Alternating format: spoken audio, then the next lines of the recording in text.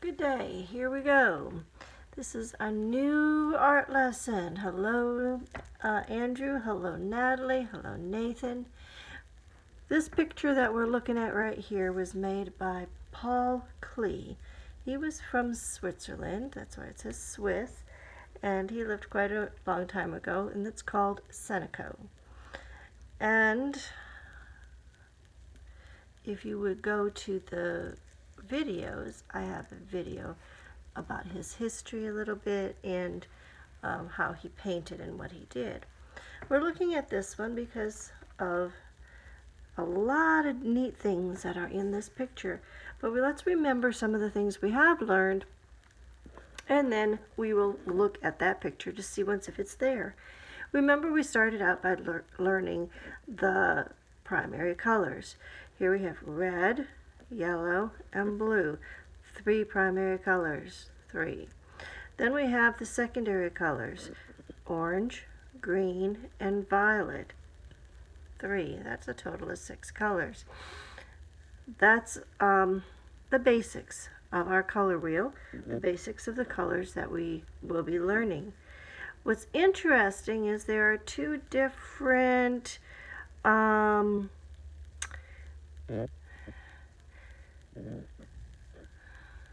kinds of colors in here. They call these over here warm colors, and they call these cool colors. Red, orange, and yellow are warm colors. Violet, blue, and green are cool colors. If you think of the sun, you think of hot, warm. Sun is yellow. Fire is red. Those are hot type of things. Ice is sort of bluish, and so you can think about the violets and the blue and the greens as cool colors. So now that's what we're gonna study today, the warm and the cool colors. All right, here is something to help us to compare. Cool colors. We have our shades of green and some blues and purples or violets. And then we have the warm colors with the shades of yellows, oranges, reds, and then violet it goes a little bit on both sides of the spectrum. As we look at the particular picture that we are studying today by Paul Klee, what do you think? Is it cool colors or warm colors? If you said warm, you are right. These are warm colors right here. Paul Klee, when you look at his stuff, he says a whole lot of things about patterns, and patterns are things that repeat. Like here we have blue, green, green, blue, green, green, blue, green, green, blue, green, green, blue, when you go across that particular line right there. And so patterns are things that repeat, and he does a lot of things with patterns, and we're going to be working with him later too. But our big focus is on warm and cool colors. Here is a piece of paper here on warm and cool colors that'll just help you to keep it in mind. When you would do this, you can look for it on kinderart.com, warm and cool colors, on the internet, and this is how it would work when you're through. Warm colors, red, orange, and yellow. Cool colors are blue, green, and purple. So that's something that you can just work on just to remind yourself of warm and cool colors. There's a lot of shapes in this particular picture. You think about it. We have circles going on right here. We have sort of like a square going on right there. Square going there, square going right there. Sort of like a triangle going around here. Another circle going here. Lots of different shapes going on. Can we find the, what colors can we find? Let's see here. The primary colors, red, yes, how about red? Yellow, sort of a yellowish. And what was the other primary color? You remember blue? That's a little bit of a bluish black right there. Secondary colors, we have orange. Orange, yes, lots of orange. And green, not really green in this particular picture. And purple or violet, not really. That depends on whether you want to call this a violet or not. All right, so this is an interesting picture that we have from Paul Klee, and we're going to be looking at today. What we're going to be doing is we are going to be making a picture. You can get, first of all, you have to get one of these, and it has a smiley face. You see the moon going there and the sun going there. The moon is dark, the sun is light. The first thing you're going to have to do is cut it out, of course. That makes perfect sense. And after you cut it out, you want to color it with some markers or some crayons. All right, so here we have what I have done, and here we have the yellow for a sun, and here we have some blue or a darker color for the moon. All right, so that's not the only thing we have to do. We're going to do something like this. Oops, upside down. All right. We have lines. Remember our lines that we have talked about before last week? We have our straight lines, our diagonal lines, and our horizontal lines. There is a video on here of Larry the Line. Do that a few times and practice our lines. What do we have going on here? We have vertical lines. Up and down is vertical. And there's some vertical lines going on right here. Diagonal lines would be those that are on an angle. We have angles going on. Each one of these are angles. Horizontal lines. This particular one is a horizontal line. That's going to go like that. And then we also have our wavy lines, just like the tail of the mouse last year. All right, now what you're going to do is we're going to do what Paul Klee did a lot of in his particular pictures, is you are going to do patterns with this. All right, patterns are a repetition of colors or shapes or something of that nature. Since we've got these spaces, we're going to do some repetitions with these spaces. All right, this is what you will need to do next. We're going to be doing what colors is this? Cool colors and warm colors. With the cool colors, we're going to go blue, violet, blue, violet, blue, violet, blue, violet. There's our pattern. It's going down on this side of the page.